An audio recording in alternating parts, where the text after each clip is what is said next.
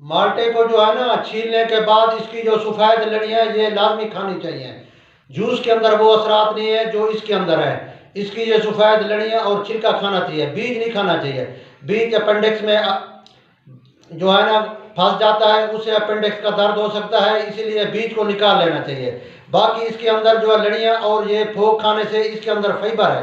Fibre से जो है ना एक तो आपकी कब्ज भी ठीक रहेगी, दूसरा फाइबर आंतों के लिए बेहतरीन है। इसमें बहुत कुव्वत मुदाफ़त है, ये बड़ी चीज़ है। इसका जो है ना जूस की निस्बत इसका फल का सारा फाइबर भी साथ हो, फोक भी साथ हो, इसको खाना चाहिए। इस तरह फ्रूट चाट बनाते वक्त भी इसका जो है ना ये सफ़ेद लड़ियाँ नहीं उतारनी चाहिए, बीज निकाल लें। इस तरह छोटी जो है ना काट कर उसको टुकड़े टुकड़े करके फ्रूट चाट के अंदर डालें, उससे आपकी फाइबर भी कमी पूरी होगी और विटामिन सी की भी कमी पूरी होगी और आपकी फ्रूट चाट लजीज हो जाएगी और हाजिम हो जाएगी।